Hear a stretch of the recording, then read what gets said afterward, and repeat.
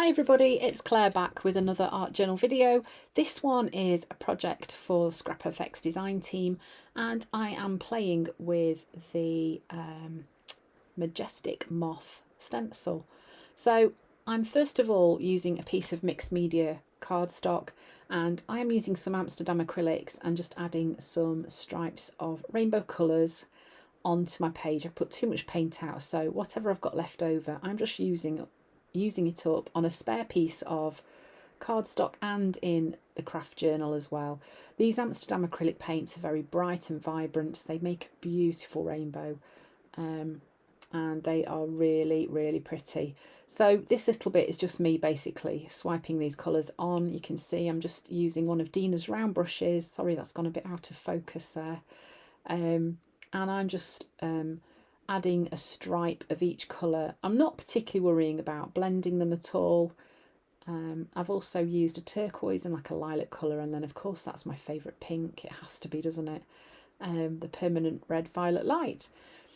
So although I've used two pieces of cardstock, I'm not actually going to be using both in my project, only one of them. And you can see here the Majestic Moth stencil just fits onto the piece of cardstock that I've got.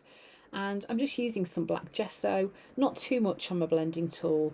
I'm trying to hold that stencil really still while I brush some paint through it. It is quite tricky, it's quite a delicate stencil. You do have to be quite careful, it will move really easily.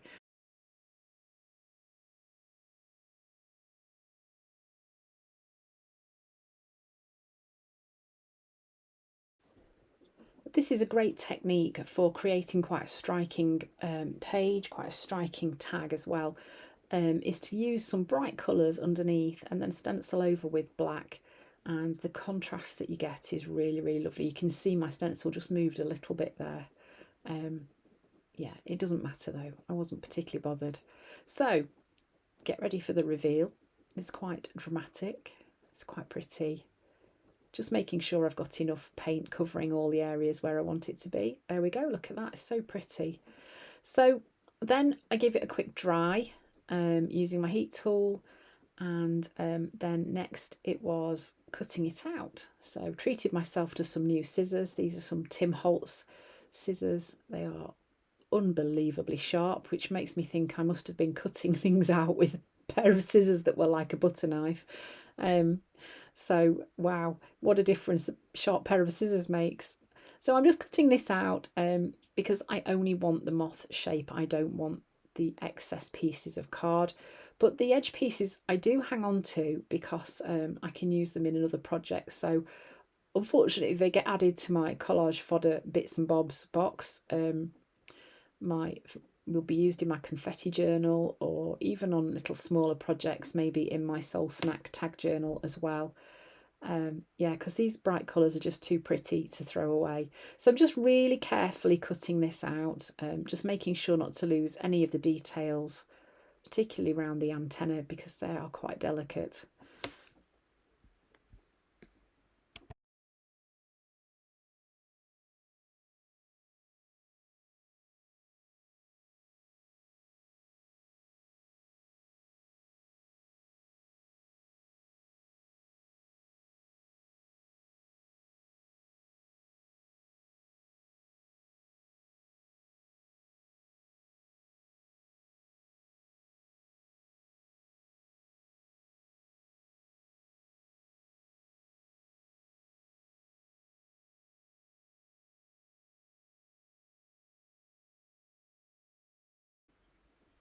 And then here I'm just using a brown Posca pen and I'm just filling in the body of the butterfly, just giving that a little bit of a different colour value to the rest of the butterfly moth shape. So once I've coloured that in, gave it a quick dry, then I went in with a lighter colour and just added a small highlighted area to the body as well.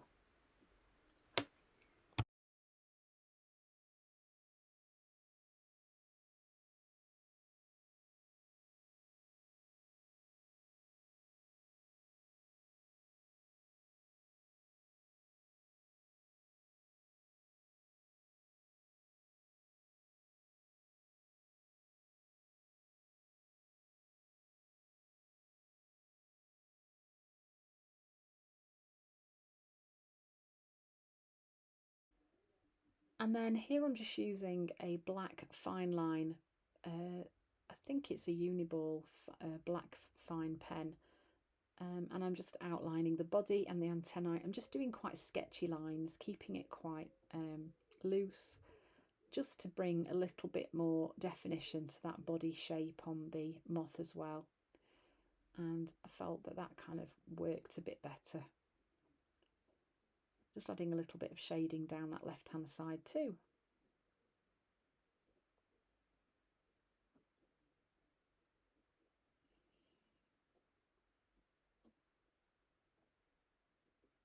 Okay, so then I wanted to kind of add some gold on there, and I could not find my little bits of gold leaf anywhere, so I went in with a gold marker pen and just coloured in some of those dots on the moth's back, gold, and I really liked how that worked because it kind of caught the light a little bit. I did a couple of them silver as well. These are just ordinary gold and silver markers. Just gonna have a look what brand they are. They are Uni Paint markers, one in silver, one in gold.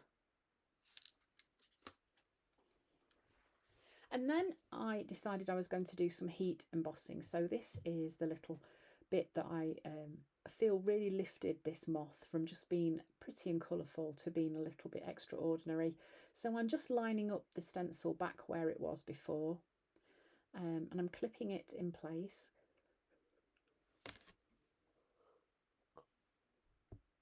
Just being careful to make sure that it's all lined up where it needs to be. And then I'm using my embossing pad, and I've just grabbed a text stamp, and I'm just picking up some of the embossing ink and stamping it through the stencil. So obviously some of it goes on the stencil, but that doesn't really matter. Little bits of it go through onto the image below, and I'm just checking that it is working, because it's very difficult to see sometimes with the embossing ink pad whether or not it's actually working, but it did. Little parts of this stamp went through the stencil. This is a really lovely way to create a little bit more extra interest on your project, particularly if you've got a focal image like this. So then this is a clear sparkle embossing powder, and I'm just sprinkling it over all of the moth where I've put the embossing ink through the stencil with the stamp, sprinkling it on, and then I'm going to tip the excess off. And because I've done that over a piece of paper, I can then use the piece of paper, a bit like you do with glitter, to tip it back into the pot, so I'm not wasting any. And then once that's safely out of the way, I'm then just heat setting that embossing. And although it's difficult to see here, it just looks so pretty when it sets.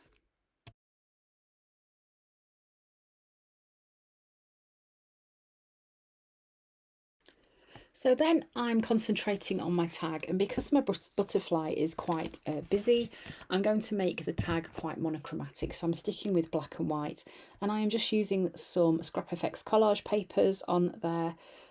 So let me just have a look which ones I've used. I've used Dream Phrases collage, text and typeface collage paper as well, just because these had got nice bits of text on and a bit of difference in size and how close together it was. So once that was dry, I trimmed that down, and then I'm just using my acrylic ink pad with a blending tool, and I'm just adding some black around the edges of the tag, just to bring a little bit of contrast to the edges of the tag as well.